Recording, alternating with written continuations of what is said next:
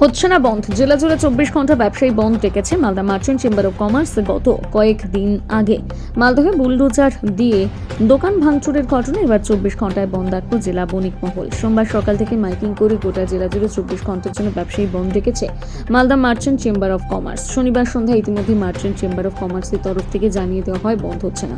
কারণ হিসেবে জানানো হয়, সামনে রয়েছে শিবরাত্রি, উচ্চ মাধ্যমিক পরীক্ষা বন্ধের জেরে কোনো সমস্যা না হয় পরীক্ষা দিচ্ছে কে শুরু করে সাধারণ মানুষ। কি বেরিয়ে এলো? দেখুন, 9ই ফেব্রুয়ারি জয় লজে একটা ঘটনা ঘটেছিল। তার পরিপ্রেক্ষিতে আমরা পশ্চিমবঙ্গের মাননীয় মুখ্যমন্ত্রী শ্রীমতী মমতা বন্দ্যোপাধ্যায়ের কাছে একটা লিখিতভাবে অভিযোগ দায়ের করি এবং তার পরিপ্রেক্ষিতে জেলা প্রশাসনকে আমরা জানাই এবং পুলিশ প্রশাসনকেও আমরা জানাই এবং তার এগেনস্টে একটা এফআইআর আমরা করি। অলরেডি দুজনকে অ্যারেস্ট করা হয়েছে, কিন্তু মেন কালপিটকে ধরা হয়নি। আমরা কলকাতার আমাদের রাজ্যের যিনি মাথা, তার সঙ্গে আমরা কথা বললাম এইমাত্র। কথা বলে ব্যবসায়ীরা খুব খুশি। রাজ্যের মাথা আমাদেরকে একটা আশ্বস্ত দিয়েছেন, আপনাদের ওপর কোনো রকম অত্যাচার হলে আমাদের পশ্চিমবঙ্গ রাজ্য সরকার তার পিছনে আছে। এবং আমরা তার এই তার কথা শুনে আমার এখানকে সমস্ত জেলার যারা লিডার তারা এখানে এসেছিলেন।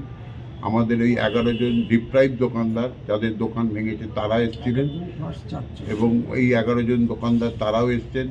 উপরে আমাদের আরও 4 জন দোকানদার তারাও এসছেন এবং তারা প্রত্যেকেই খুব খুশি যে না, মাননীয় রাজ্য সরকার যে চিন্তা ভাবনা করেছেন সেটা খুব ভালো চিন্তাভাবনা এবং তার জন্য উনি আমাদেরকে রিকোয়েস্ট করেছেন যে এটাকে যেন বন্ধটাকে উইথড্র করে নেওয়া হয়। আমরা রাজ্যের সরকারের কথা চিন্তা করে, মানুষের কথা চিন্তা করে, আমাদের কালকে শিবরাত্রির কথা চিন্তা করে, ছাত্রদের পরীক্ষা এসএসসি পরীক্ষা আছে সেই পরীক্ষার কথা চিন্তা করে এই বন্ধটাকে আমরা প্রত্যাহার করছি এবং তার সঙ্গে সঙ্গে রাজ্য সরকারের পক্ষ থেকে আমাদের কাছে বলা হয়েছে যে সমস্ত দোকানকে ভেঙেছে তারা আগামীকালকেই তাদের কাজগুলো করবে এবং তাদের ইলেকট্রিক লাইনও কেটে দেওয়া হয়েছে।